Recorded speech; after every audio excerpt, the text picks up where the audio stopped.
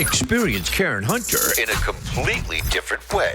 Karen Hunter is awesome. The podcast. If you like me on SiriusXM Urban View Channel 126, you're going to love me. And Karen Hunter is awesome. Hey, this is Karen Hunter, host of The Karen Hunter Show on SiriusXM's Urban View. Karen Hunter is Awesome is an actual podcast to bring heat and energy and knowledge and power. A 1-2 punch that I don't think you get anyplace else. Tell the truth. Check out the podcast wherever you get your podcast. You will not be disappointed. Privileged to be on these airwaves, so be mindful, be intentional with your comments, add something to the conversation. Brandon Orlando, welcome to the Karen Hunter Show. Thanks for having me on. You're welcome. And I'm going back. Y'all talked about something earlier. Y'all talking about narratives, and it struck a chord because I think the Trump party, the Trump party, they speak directly to that white base. And they speak directly to those white fears.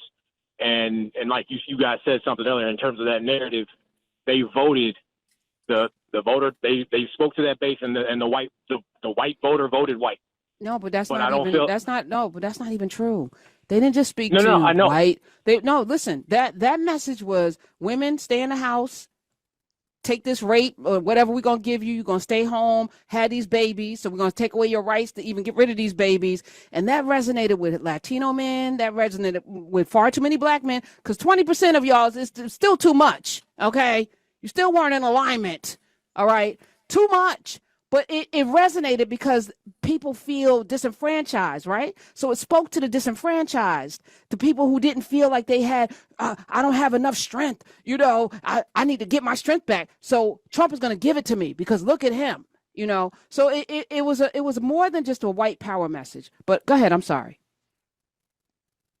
Hello? Continuing down that same. Yeah. Hello. Right, Can you hear me? Go ahead. Yes. I say continuing down that same path. It seemed like we didn't come out in the same way we came out for Obama. We had a chance to come out and make history. For again, speaking, I know we said we ain't gonna talk about race. I hear you, but that's a part of it. And like you said, it's not the whole thing, but it is a part of it. And we didn't come out. That's not why that lady lost. We showed up. Black people, we will not. This will not hang on us. Not even a little bit. I won't tolerate the way we came out for Obama. Everybody came. White women voted for Obama, sir. White women voted for Obama. Okay. So I just told you that 35% of white women that voted for Trump exceeded all of the black vote. So they have numbers. This is a numbers game. So I'm not battling with them, and I'm not going to litigate this through the lens of what we could do more. We've done enough. Okay, if we don't do nothing else, we've done more than we needed to do over the last 400 years. We're done. Okay, so let's double down on if we're gonna roll up our sleeves to work to preserve something. You live somewhere, Orlando, Florida. What are the politics there? You have a great opportunity to do some things in Orlando. Eatonville's right there. You got some amazing things going on there. On your highway, you got mayors and people who look like you can hold accountable if they're not doing what they need to do. There's things that can be done in Orlando to make it not just Disney, but black and all of the things that you want to see get done. Let's focus and let's see how we can work together like a little network of fungi or tree roots under the ground, how they all talk to each other. All of the trees talk to each other. Come on. We got this. Brandon, last word, and then I have to run. Brandon. No, I agree with everything you say. At the end of the day, if we don't vote, it starts with that. People got to come up to vote. If we don't vote, it's still going to be what it is. Do you know, I'm not saying we shouldn't vote because we're going to vote. It's in our DNA. But that wasn't why Kamala Harris lost. Period. She didn't lose because we didn't show up like we showed up for Obama. She lost because this country is broken and racist and knuckle dragging and misogynist. And it's the oligarchs had their way. And we are too dumb, a nation. We don't read enough. We don't know enough. And we all have opinions. That's the problem. And it starts with all of you. If you know you don't know something, shut your mouth. You don't know, but you just want to be seen and have something to say. So let's stop doing that. James and Maryland. Thank you, Brandon. I'm sorry. I'm just really not.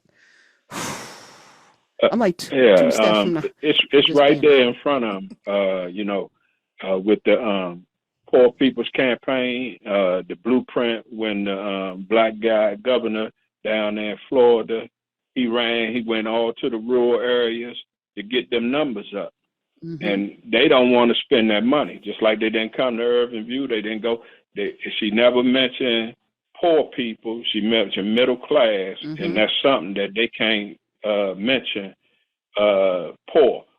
Them are the people you have to target because them are the people that's hurting the most, and them are the people that their message can resonate most, and that's the people that they serve the most. But you won't go out and get that vote from them. That's true. Spend that money as well. That's true. That's true. You have to give people. You're absolutely like the lady you had, black voters on there and everything. They need to spend that money where it need to be spent. I agree with you 100% with that guy, that former DNC chair, Harrison. Was garbage all the way. You need to. Wow. I'm glad they have the young guy David Hogg, as a on the DNC chair as a deputy person, as well as Frost, the representative from Florida. No, I think he played something yesterday about that, how they're going to primary people. And that's what they should do, and go out there and get the real votes with the people that hurt the most. That's what we're going to get you over. And they chasing a white working man vote. They the racists. Most of them, and I'm not going to say all of them, but most of them, they're not going to vote that way. Right. Well, James, I agree with most of that. I'm not going to call Jamie Harrison trash. I think he did what he thought he needed to do. And I think, again, they circle jerk and talk to each other. They don't talk to us. Everybody's circle jerk and talking to the quote unquote experts and the numbers and all that. They don't talk to the people. AOC didn't have money when she primaried that person in New York. She went out and knocked on doors and introduced herself to the people in the community of Queens and in the Bronx. And the Democrat that had been a Democrat, that he had won 4 straight terms in Congress, didn't bother. And she won.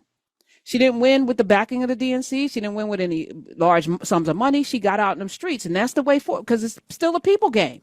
It's votes and it's people.